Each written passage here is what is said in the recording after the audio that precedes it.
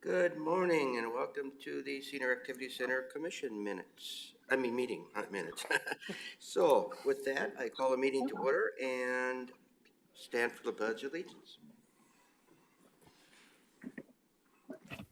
Pledge of Allegiance.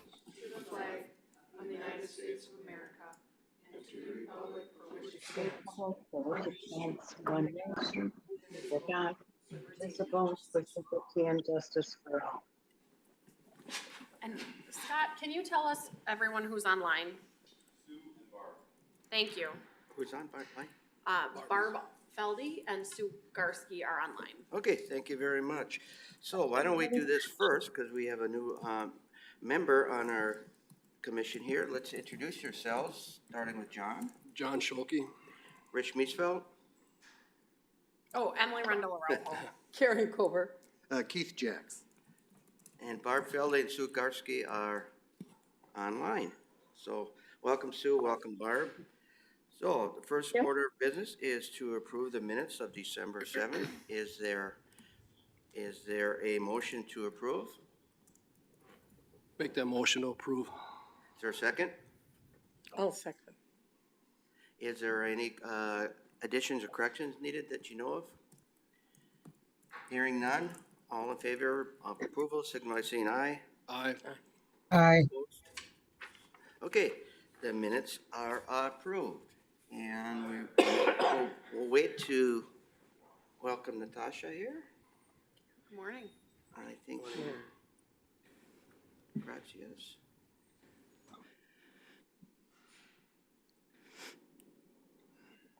Oh, Wait. It's on, it's on. There it is. okay. it's You're on. aggressively tapping the button. Okay, thank you. Okay. So, you want to introduce yourself, Natasha? Good morning. I'm Natasha Torrey. I've been a member of the commission for I think about a year and a half, coming up on my second year. Thank you. Keith Jacks is new joining us. He's active at Uptown Social. Okay. Good. Well, thank you for everyone for coming. The first action or first item is exciting about our opening statistics. So, Yeah, so I'm gonna throw some numbers at you. I'm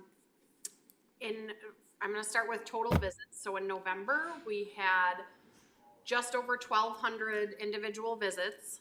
In December, over 1,700, and then January, about 3,700. wow. So that's not unduplicated. That's, so Marilyn, you come every day. You're, multiple numbers in that, but just a huge, huge jump. And that translates to November average daily attendance was 76. December was 116, and January was 176. There isn't a ton of great data from the before times in the old building. They started using a different tracking system in early 2020, but I do recall reading that average daily attendance in the old building was about 150. So we're ahead of that at this point. Also, the membership of the Friends has skyrocketed. So end of November it was 619, end of December 709, end of January 895, and as I looked this morning we were at 955. So we're actually talking about how we want to celebrate when we hit 1,000 members, because we do think that that's coming in the next few weeks. And give the 1,000th member a free cup of coffee. Or Yeah, something like $2. that. $2, yeah. We're looking more towards like having a party. Okay. Yeah. Also an interesting statistic, because one of the questions I get from people a lot is, okay, so you have all these members, but how many people are actually coming quickly is the parking lot. So Habitat for Humanity is having some trouble on days. They're open, their restore is open Wednesday, Thursday, Friday. So on Wednesdays and Thursdays, especially, the parking lot is really jam-packed, and there's concern that like their customers don't have parking. So I'm working with DPW on some ways that we can maintain our status as a good neighbor while also providing enough parking, but it's just something we're thinking about. Okay. The elephant in the room is staffing. Yeah. How are you handling with 3 employees in volunteers and? Yeah. So, I mean, I'm sure every other city director would say that they'd love to have additional staffing, and I'm one of them. Uh-huh. So, 3 full-time is where we were at the old building before the pandemic.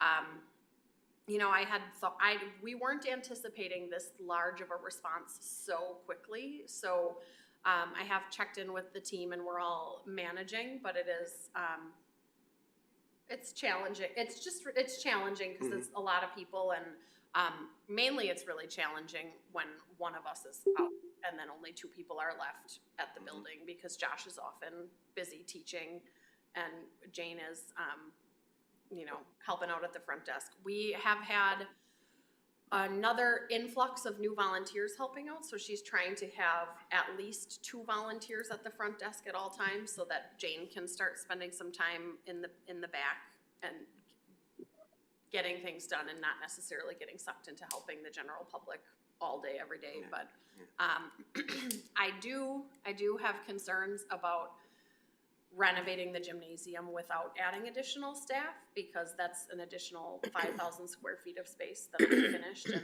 without having more staff to help manage, I think it's already challenging, and I have concerns that it'll be even more so. Yeah. Well, and I've been there when there's, sorry about that. I've been there when there's concern about, well, who's in the building? And just making sure that the building is clear, and I see that as an issue if there's only 1 or 2 persons staffing, and then you can't always know where someone's at when you're at the front desk. Yeah, we do have, with it being a newly renovated building, we do have a really nice security system. So there's a monitor up at the front desk that has live cameras so that whoever's at the front desk can keep an eye on what's going on. But we have found, as we expected, we have had some community members at large utilizing the building that are likely unhoused people or have other needs. And so we did have one incident where someone was kind of hanging out around closing time, and so now we have to do like a sweep. But there are, it's a concern that if there's only like 1 legitimate staff member in the building at times. Yeah. Okay. And the other question is, how's the fundraising coming? I've had success reaching out to leaders, community players wanting to come in for tours. Mm-hmm. So things are, but it's one of those things that like scheduling doesn't happen quickly. So someone will say, yes, I want to see it. And then it's 2 months out kind of a thing. So I think we'll have an influx of people coming through in like March. Okay. Yeah. The Friends have raised about $210,000 for the Capitol, which is at this point for what the Friends have paid already, because they paid for all of the furnishings for the building. It's about a break even at this point. I will say what the Friends are talking about doing is they're investigating loan options to complete the gymnasium. So not necessarily for the whole cost of construction, but for a portion of it so that construction isn't delayed while we look for funding. Right, the whole because, time. I think we talked about, we don't want to continuing have the costs go up, and then we'll never reach the the goal. So. We do have, so DPW, myself, Scott Johnston, the Friends Board President, and I will be meeting with the architect and the contractor that did phase 1 at the end of the month, I think it's the 28th, to go over an updated scope for phase 2. So at the end of the month, we'll have an updated estimate of what we think the gymnasium build out will cost. Okay. In 2023 numbers instead of 2020 numbers. Okay, great. Well, Yeah. good job, and keep moving forward. I know you're stretched at both ends, so we appreciate it. Any other questions about the building and moving forward, etc.? Okay, then we'll move into one of our major tasks moving forward is on the Sheboygan 2023 livability plan. I met with Emily a couple weeks ago to talk about moving forward and rejuvenating the the task force, Mhm. because we need to move forward on it, because this is a very important aspect of dealing with the seniors in the city of Sheboygan and the area. Yeah, thanks, Rich. So what we had talked about, basically 2023 is the final year of the city's existing livability plan. And we know a lot's changed in the last few years. They weren't expecting a pandemic or the building change and all of those things when they put together the 2019 plan. So what we'd like to do is reconvene the task force for an initial kickoff meeting to review the existing plan, analyze how we've done on it, if there are things still left. We've checked a lot of the boxes. There are a few things left on it that we could certainly still do, and now we have a building and a place to do it. But then also to kick off kind of coming up with a new plan for the next 5 years. So the list of people who were involved last time is probably gonna be very different because a lot of these people have changed positions. So, but we wanted to start with this group to ask, are members of this commission interested in being a part of the livability group? And I'll just kind of read off who was involved last time, and Rich and I made some notes of like, Right, and I yeah. got a couple different people already that I know Okay, could fit good. into it, so. Yeah, so last time, Pastor Abraham with Comunitario Centro La Cima, I don't know if I haven't seen him in a while, so I don't know if they're really still around. Carrie Aarons with the City of Sheboygan, she's still here. Habitat for Humanity, they have a different director now, so I'll reach out to Nikki. The Senior Services Commission, that's, we're talking about this today. An AARP rep, Craig Grabhorn, who's a local artist, and he's definitely still around. Daryl Hoffland, who's no longer the city administrator, and we don't have a city administrator right now, but I'd look to you, Mayor Sorensen, who's hiding in the corner of the room. Also, Jane Jensen with UW Extension. I think she's retired, so I'm not sure if there's someone else at UW Extension. Lisa Hurley with the ADRC of Sheboygan County. She's still there. Tom Malmstead, who was with United Way, he's retired, so I'd be reaching out to Kate Barrer if there's someone else at United Way. Nancy Mehring, who's no longer with the City of Sheboygan. Rich Miesfeld, you were actually on the list as a rep of Lakeland University, so I don't know if that's still a role you want to fill or if Lakeland wants someone else too, John Matisco, who's no longer with the bid, so maybe that's, Paul Rudnick as the board president or Heather Cleveland as the contact. Mary Matisco is no longer with the Sheboygan County EDC, so someone else from the SCEDC. Sala might be a good one. Yeah. Sala would be good. Yeah. Yeah, I'm gonna write that down. I saw her the other day. I didn't say anything to her, but it came to my mind. Derek Menk with Shoreline Metro, he's still there. There was someone else with Habitat for Humanity who's no longer there. Doug Palmer with Kohler Company. I'm not sure if he's still with Kohler Company, but I believe he was someone that worked on like products for. Right, he and Doug and I did a presentation. We did a little mini workshop for the directors of the city. Okay. As we're talking about communications, so. Okay. He'd be a good person if he's still interested. If he's still around. Yeah. Yeah, and then Chad Pelishek, who's still with the city, Grazia Perella, who at the time was a part of this as just a resident at large and is now a council member, so I don't know if that's appropriate for her to be involved still or not. Kelly Rohde from the Mead Public Library, I'm not sure if she's still there or not, but someone from the library. John Rost with Hearthstone, obviously I'll be a part of it.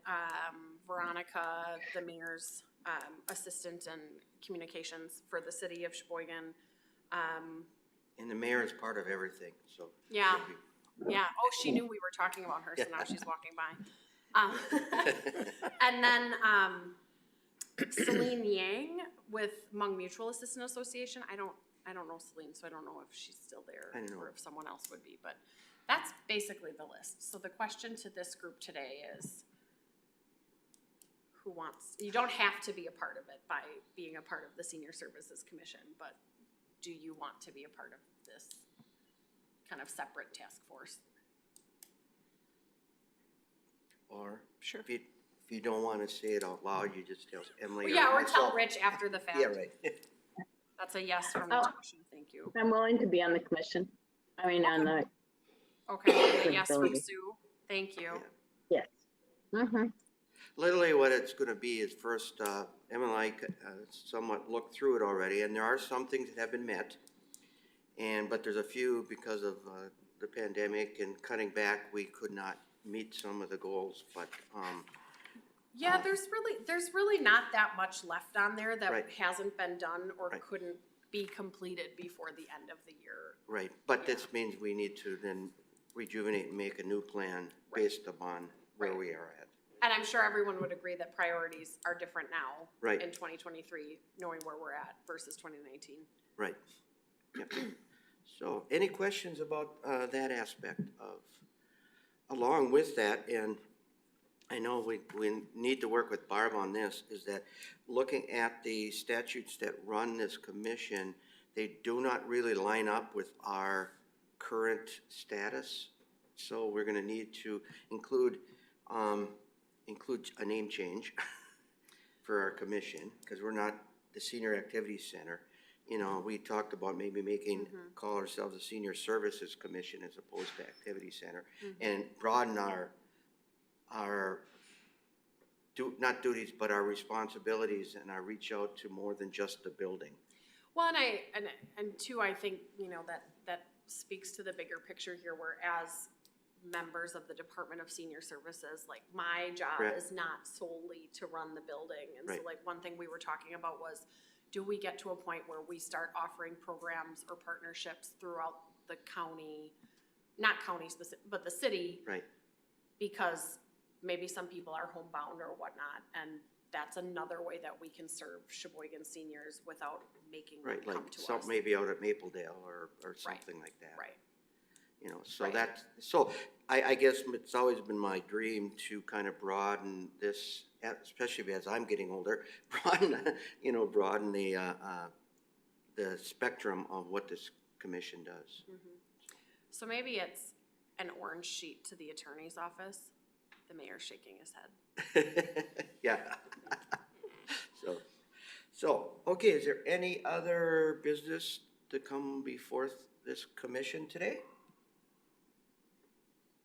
Okay, if there are any things that you want to add, just get a hold of myself or Emily, and we certainly can put it on the agenda if some issue comes up, and it doesn't necessarily have to be just with the issue with the building. It can be other things that, something that we want to talk about, best for our aging population within the city. That'd be great. So with that, the next meeting is March 15th. I know we've kind of, as a friend of mine said, coodle-moodled our schedule, but we'll get back online on March 15th. So with that, I will entertain a motion to adjourn. Motion to adjourn. Is there a second? Second. All in favor, signify by saying aye. Aye. Any opposition? Okay, the meeting is adjourned till March 15th. Thank you. Thank you. Pardon? Bang the gavel. Oh,